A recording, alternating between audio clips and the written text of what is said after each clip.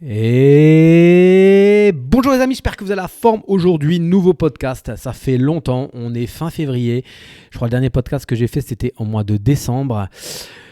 Pour la simple et bonne raison que tout mon temps libre au bureau, chez moi, hormis urgence, hormis les choses à faire d'ordre général, la compta, le secrétariat, passer des coups de fil, etc., aller visiter, faire des devis, etc.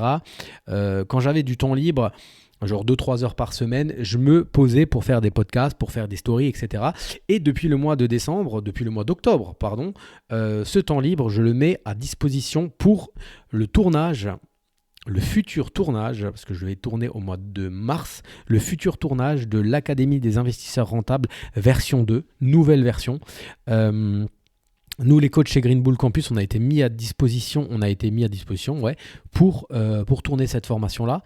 Donc, il n'y aura pas que Yann qui tournera la formation. On sera 1, 2, 3, 4, 5, 6 personnes à tourner la formation. Et moi, pour ma part, je la tourne fin mars. Voilà, la dernière semaine de mois de mars. Donc c'est pour ça aussi, j'ai moins de temps libre à un moment ou à un autre. Si tu fais un truc à droite, tu peux pas faire les deux choses en même temps. Donc j'ai mis de côté les podcasts. Mais là, j'ai eu une flopée de stress que je voulais partager avec vous. Donc c'est pour ça que je me suis dit, je voulais faire des stories. Et au final, je me suis dit non, je vais brancher mon micro et je vais enregistrer à chaud. Comme ça, je vais tout vous raconter. Déjà, la première chose, Airbnb. Il me reste un Airbnb à Strasbourg, le calme plat. Le calme plat depuis le 10 janvier. Depuis le 10 janvier, j'ai plus de résa. Mais j'ai plus de résa.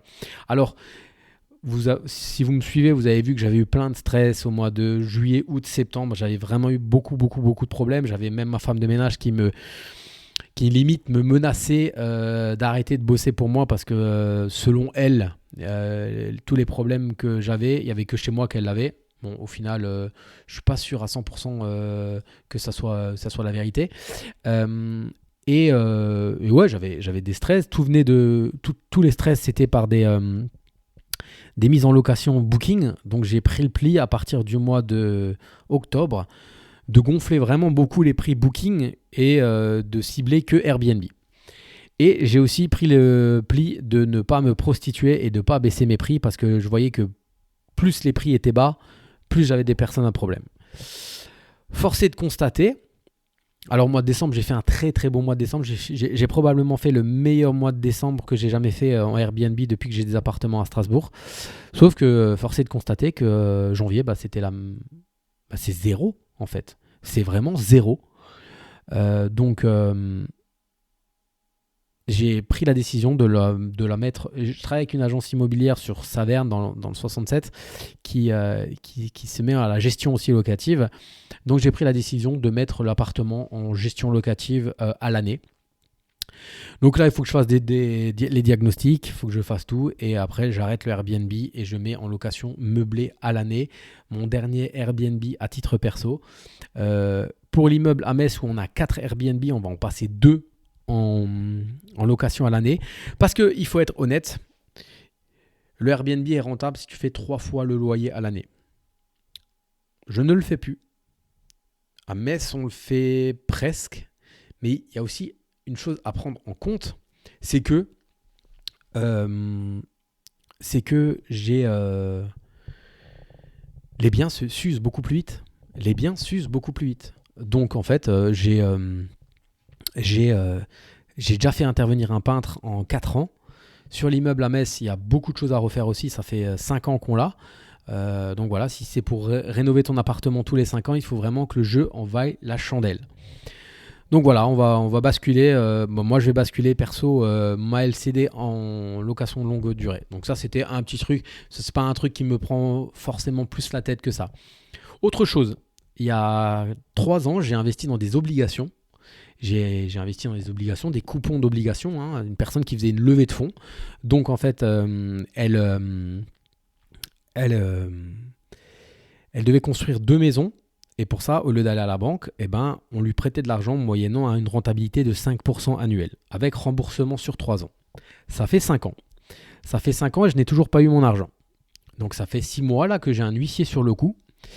parce que la personne ne me répond plus. Depuis le mois de juillet, elle ne me contacte plus, elle ne me répond plus, elle ne répond plus à mes mails, elle ne répond plus à mes appels, ni à mes WhatsApp. Lucie a trouvé porte close. Donc là, on fait une demande de... on lance la procédure pour saisie sur compte. Voilà, tout simplement.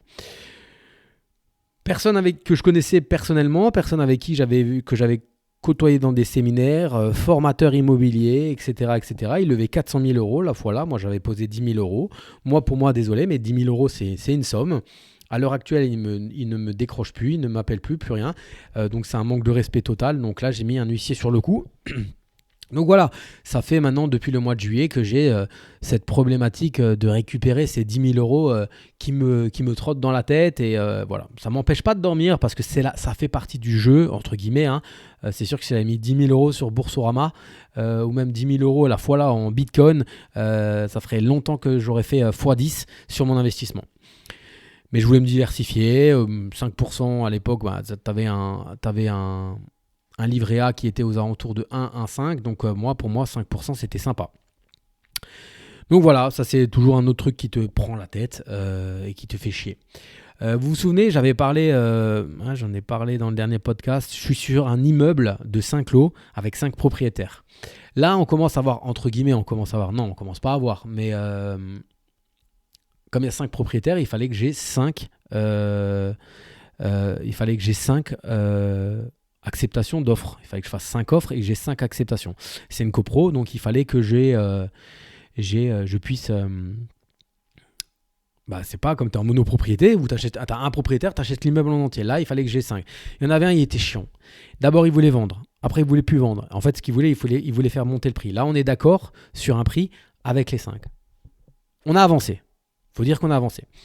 On est dans une zone où il y a Action Cœur de Ville, où on peut bénéficier de l'ANA, etc. C'est un immeuble qui est complètement insalubre. Donc, je vais pour la première fois activer les aides de l'État. Pour le moment, on a les diagnostics parce qu'on va acheter, donc on a les diagnostics lot par lot. On a fait un premier point avec le maître d'œuvre parce qu'on nous oblige à avoir un maître d'œuvre quand on dépasse plus de 100 000 euros de travaux. On les dépassait largement et nous, dans notre tête, on avait un chiffre de travaux.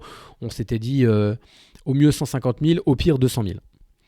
On avait notre premier rendez-vous chez le maître d'œuvre. On a signé l'ordre de mission mercredi soir. Et il nous affiche entre 230 et 250 000 euros.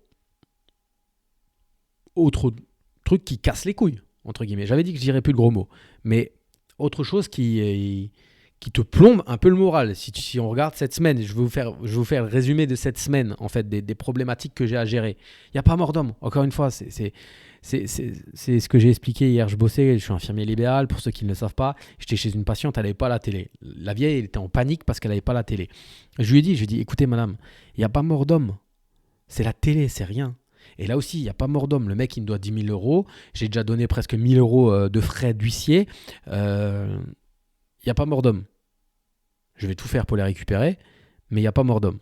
Là, le maître d'œuvre qui nous affiche, qui nous dit entre 230 et 250 000 euros, alors que nous, on avait tablé entre 150 et 200 000 euros, il n'y a pas mort d'homme. On achète extrêmement bien. Attention, hein, on achète des biens sur les 5 lots. Il y en a 4 qu'on achète à moins de 150 euros du mètre carré.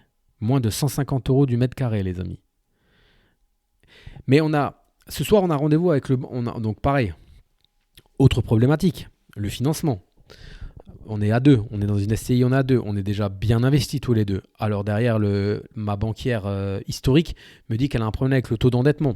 Donc elle m'appelle la semaine dernière, elle me dit je te bascule, j'ai envoyé tes coordonnées et j'ai fait avec le directeur d'agence du Crédit Agricole, on a appelé le banquier banque privée, on lui a un petit peu décrit qui était ton associé, etc., que vous faisiez du marchand de biens, etc. On n'arrivera pas à te suivre, on te fait basculer en banque privée parce qu'en banque privée ils ont plus, les taux d'endettement, ils ont plus de dérogations, ils peuvent aller plus haut, etc., etc. Ok, c'était vendredi dernier.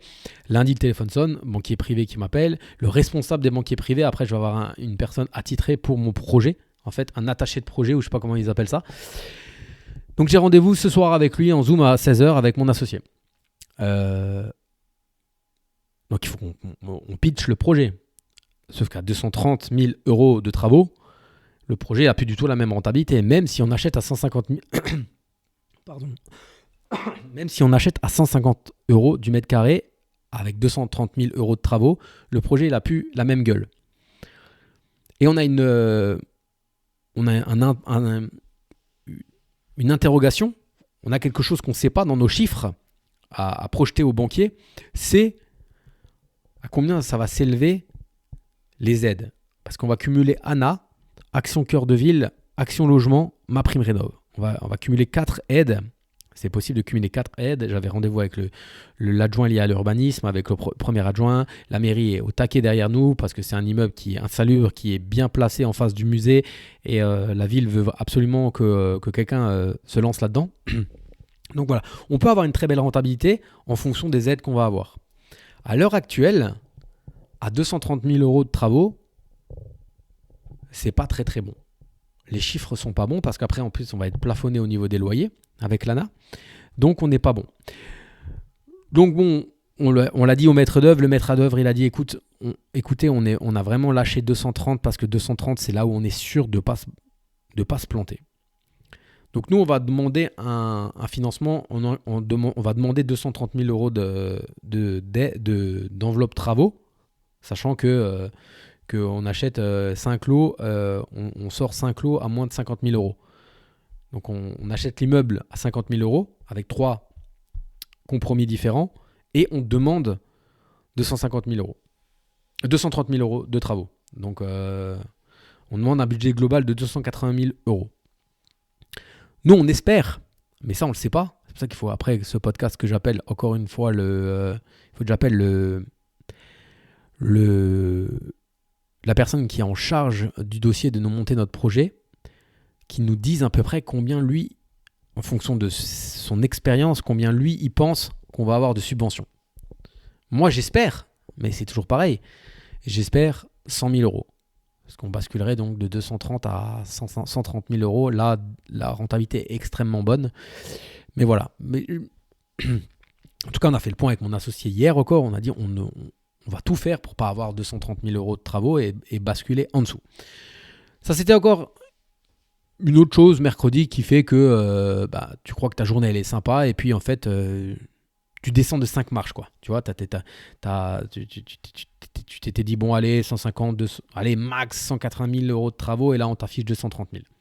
Délégation complète, hein, je dis toujours, avec aussi un maître d'œuvre. Et là hier, jeudi, ma journée se passait bien et j'ai eu un appel à 11h d'un voisin d'un immeuble à moi. Il a acheté la maison il y a 1 an et demi et j'ai vu qu'il faisait le toit. Et il m'appelle et il me dit qu'en fait, quand ils sont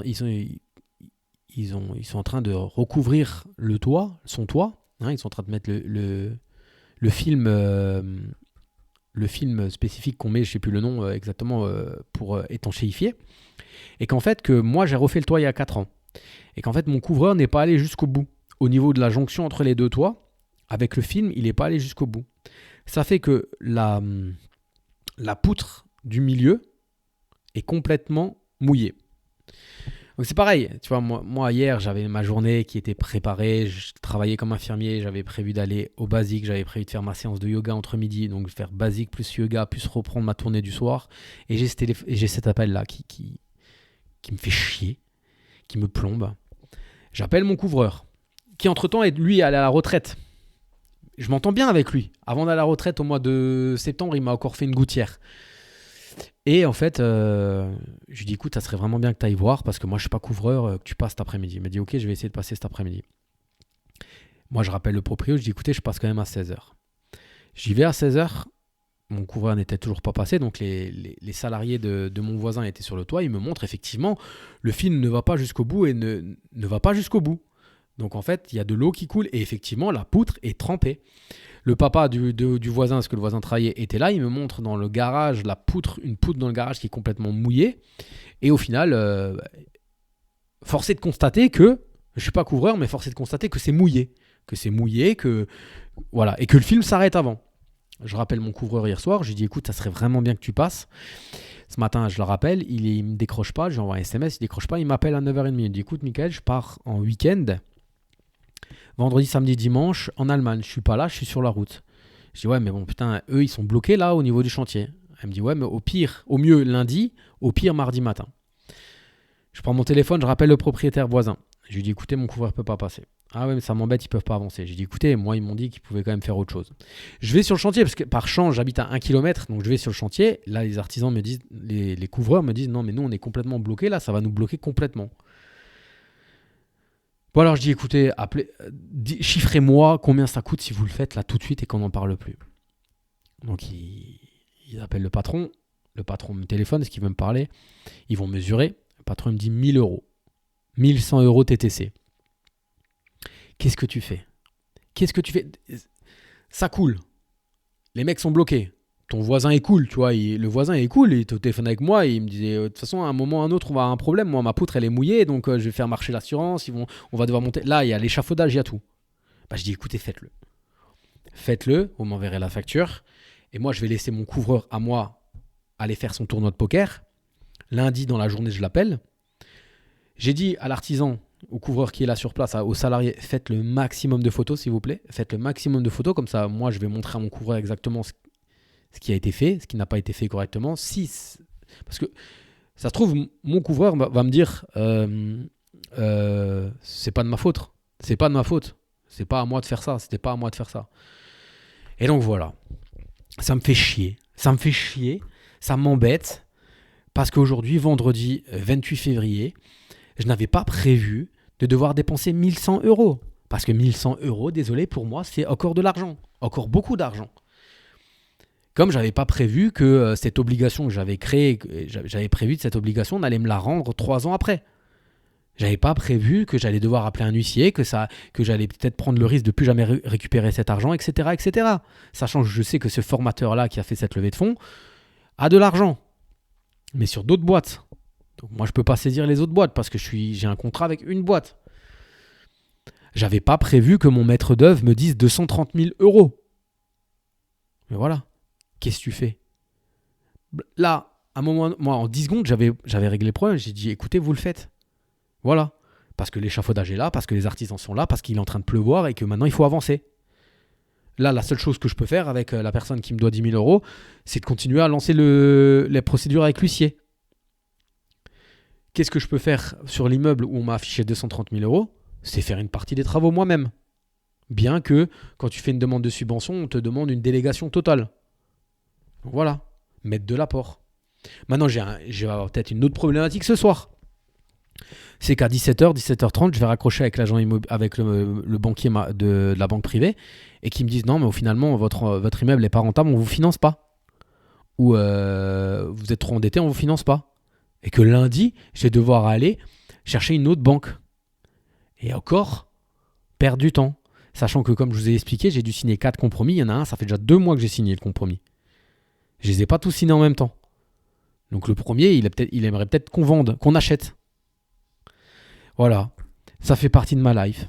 C'est pour ça que aussi j'ai pris la décision de m'enlever un peu ce souci de Airbnb, de rentrée-sortie, etc., etc. Parce qu'en fait, je me paye un peu plus de tranquillité. Parce que ça fait partie de ma vie. Et en fait, je bois. Pour les personnes qui m'écoutent en podcast, 10 secondes s'il vous plaît les amis. En fait, ça fait partie de la vie de tous les entrepreneurs, de tous les investisseurs, de tous les investisseurs immobiliers, de tous les marchands de biens, de tous les entrepreneurs. Mais tu sais quand même pourquoi tu le fais. Je dis toujours, je sais pourquoi je le fais. Il y a des périodes comme ça où tu as plein de problèmes. Il y a des périodes où tu n'as pas de problème. Et ça, tu t'habitues à vivre avec aussi. C'est quelque chose où tu t'habitues à vivre avec. On n'est pas né on n'est pas né à avoir des problèmes tout de suite. Mais en fait, se conditionner très jeune à avoir des soucis à régler. Et moi, je pense que la chance que j'ai et la force que j'ai, moi personnellement, c'est de régler les problèmes très rapidement. C'est ce que j'ai dit à mon voisin. J'ai rappelé mon voisin. J'ai dit, écoutez, c'est simple. J'ai dit au patron qu'il le fasse. C'est 1100 euros. Je vous le dis, c'est 1100 euros.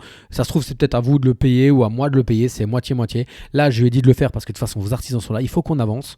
Et voilà. J'ai dit, ça me fait chier de lâcher 1100 euros. Mais c'est comme ça. Et c'est là où on dit tout le temps, et j'essaie d'expliquer ça à mes enfants, il faut avoir beaucoup d'argent. Je le dis, je le répète, on est vendredi 28 février 2025, il faut avoir beaucoup d'argent. Parce que quand tu as beaucoup d'argent, dire au couvreur, allez fais-le, c'est bon, je m'en fous, fais-le, comme ça on n'en parle plus. Et de devoir lâcher 1100 €, ça ne te pose pas de problème parce que tu as de l'argent. De faire intervenir l'huissier et d'aller chercher les 10 000 € qu'on te doit et que ça dure 5 ans, quand tu as beaucoup d'argent, ça ne te pose pas de problème parce que tu n'as pas besoin de cet argent-là. Moi, là, j'ai voulu faire ce podcast-là parce que sur le coup, là, ce matin, ça m'a saoulé. Ça m'a saoulé parce que je ne sais plus si je vous ai dit, j'ai acheté une place de parking 1 € symbolique. J'ai acheté une place de parking 1 € symbolique, on m'a appelé. Une clerc de notaire m'a appelé, m'a dit écoutez, j'ai un client là, il a une place de parking qu'il a hérité, il veut s'en séparer, il la donne pour 1 € symbolique. Ça vous tente? J'ai pensé à vous. J'ai dit oui, bien sûr, moi je l'achète.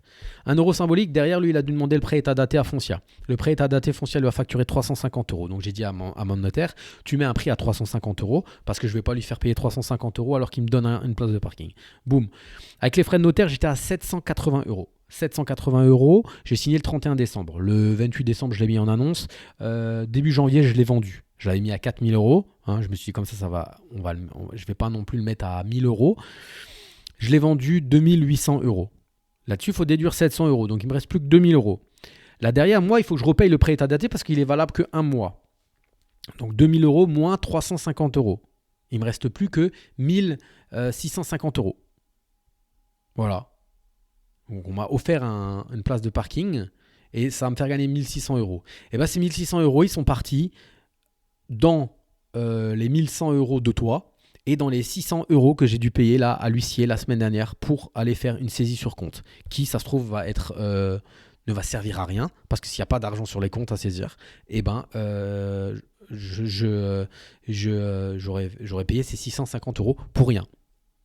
Donc voilà, j'ai fait une bonne affaire. C'est pas l'affaire du siècle, mais je pense qu'à toutes les personnes qui m'écoutent et sur ce podcast et en direct sur Instagram, d'ailleurs ceux qui sont sur le podcast et qui ne me suivent pas sur Instagram, c'est l'investisseur boxeur. Pour toutes les personnes qui veulent se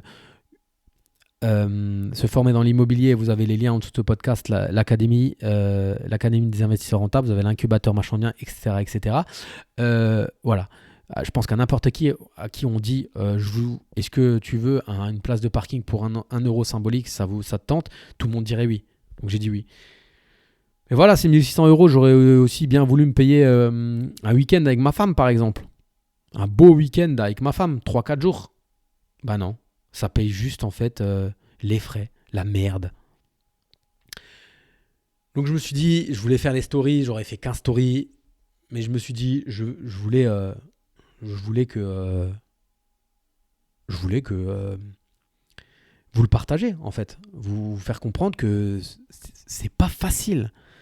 Et la personne qui croit que c'est facile ou la personne qui ne supporte pas ces moments de montagne russe de problèmes à régler, faut qu'elle l'apprenne, faut l'apprendre. Mon frère a mis longtemps à l'apprendre. Mon frère est président d'un club de foot. Et en fait, pour le côtoyer régulièrement, mon frère, tous les jours, il a des stress comme ça. Mais son problème à lui, c'est ce que je lui ai dit, il travaille à SNCF, donc là, il n'y a pas de stress. Mais par contre, pour le club de foot, il a des stress. Le seul truc, c'est que le club de foot ne lui rapporte pas 1 €, en fait. C'est du bénévolat.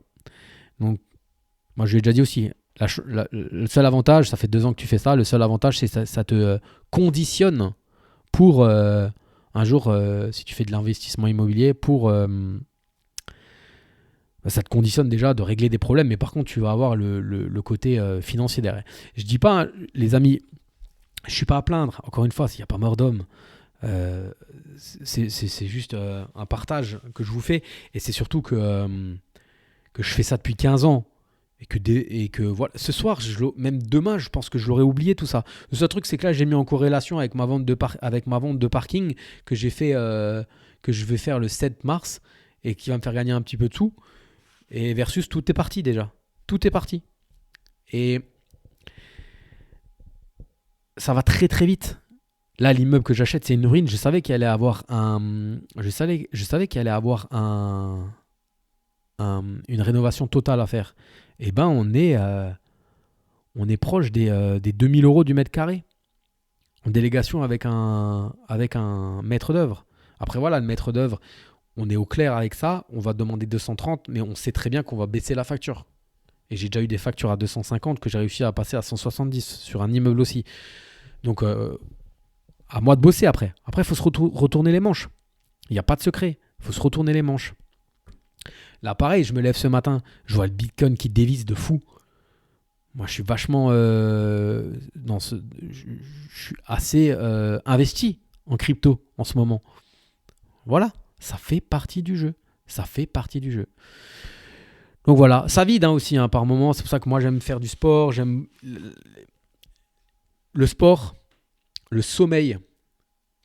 Depuis un an et demi, j'essaye de dormir 8 heures. Avant, j'essayais toujours d'avoir mes 7 heures de sommeil. C'est fini ça. Je fais mes 8 heures. En moyenne, j'essaye d'avoir 8 heures. Vraiment, vraiment, vraiment. Le sport, à mort. Quand même un peu réduire l'alcool aussi, par rapport à ce que je faisais avant. Et ça, plus des compléments alimentaires. Vous avez aussi le lien Liam Nutrition. Moi, je prends de l'oméga 3, je prends du potassium, du magnésium, je prends des vitamines, je prends du collagène. Ça, plus le sport, plus le MMA, plus les basic fit, plus le yoga, plus le sommeil, plus une hygiène de vie. C'est ce qui te permet aussi d'avancer, de continuer à avancer, de ne pas faire un burn-out.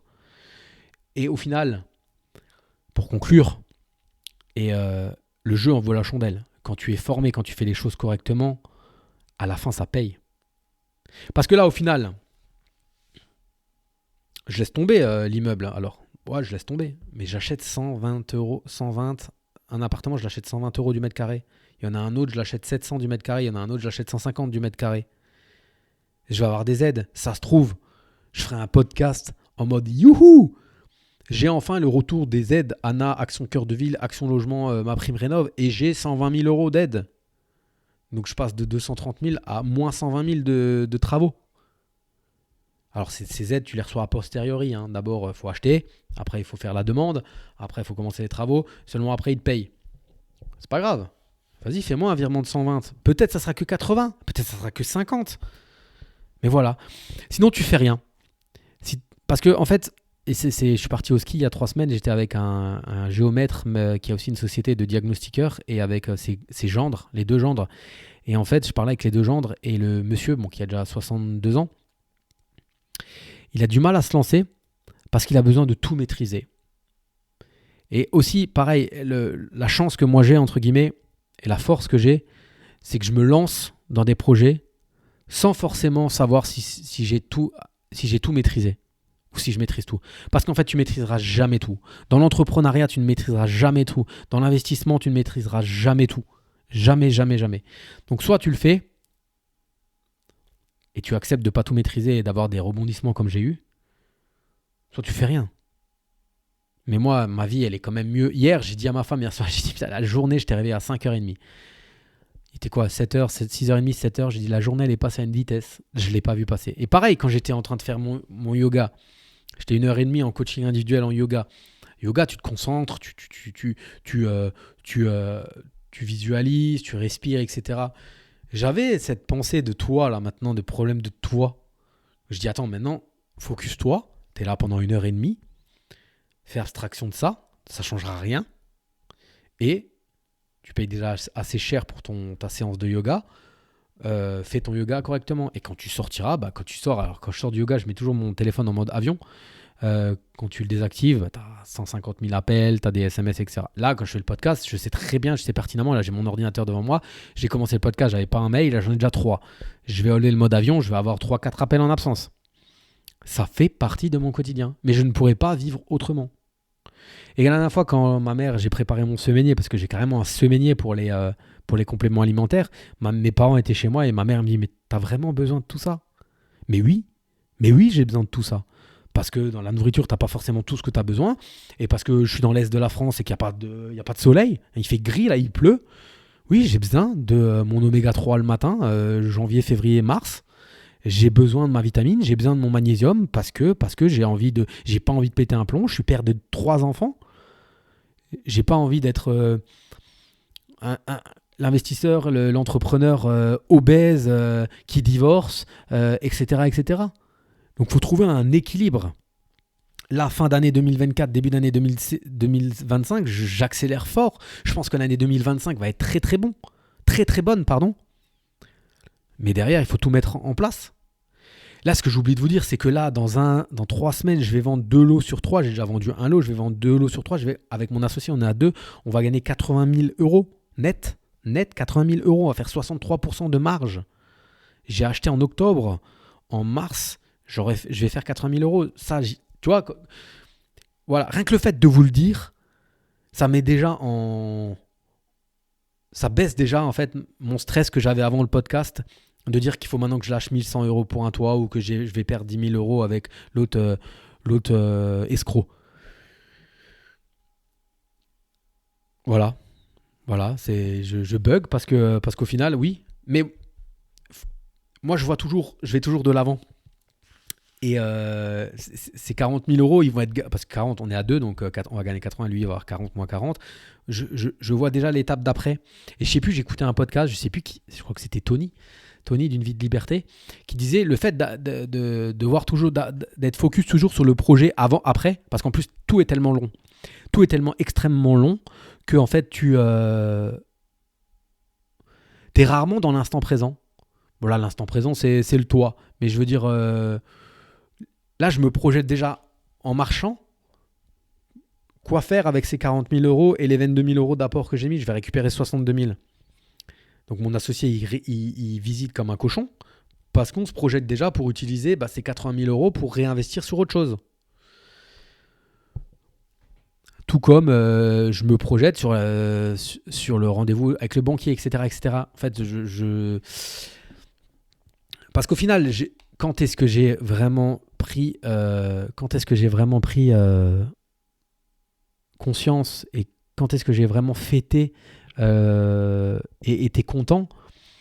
Parce qu'au final, on va prendre 80 000, mais on a été content quand? C'est quand on a eu, on m'a appelé, qu'on m'a dit que ça a été accepté à 60 000 euros les 3 logements. Là, j'ai été content parce que je savais que là, c'était la super affaire.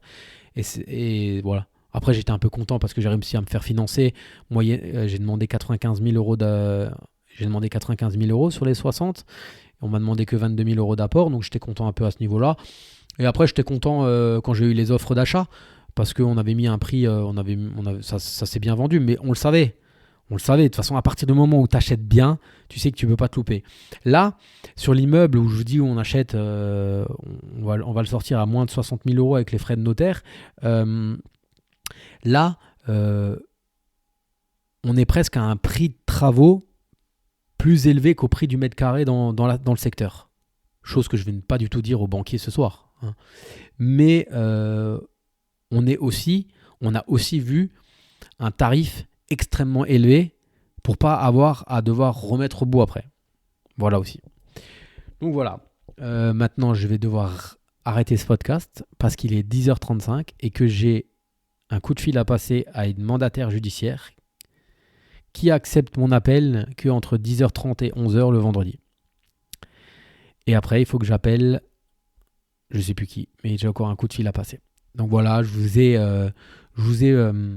échangé avec vous sur les problématiques qu'on rencontre.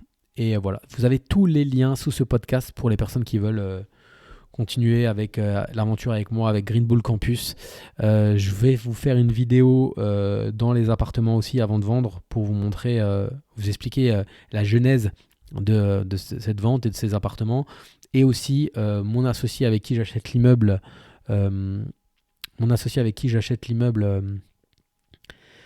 à 60 000 balles là, a fait sa première OP de marchand de biens. Il a acheté une maison affichée à 130, il l'a acheté 70. Elle lui est revenue à 120, 130, je ne vais plus dire de bêtises, au total. Il l'a rénové intégralement et il a eu une offre acceptée. Les vendeurs ont eu l'offre de prêt. Il le vend à 190. Donc on va aussi faire une vidéo. Je vais aussi faire une vidéo avec lui dans cette maison-là pour vous le présenter.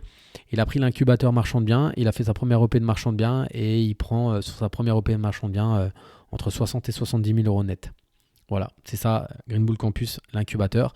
Pour les personnes qui veulent aussi de la gestion locative facile, super instinctif, etc. et pas cher, Calimo, n'hésitez pas, vous avez le lien sous ce podcast. Je vous dis à plus, ciao ciao.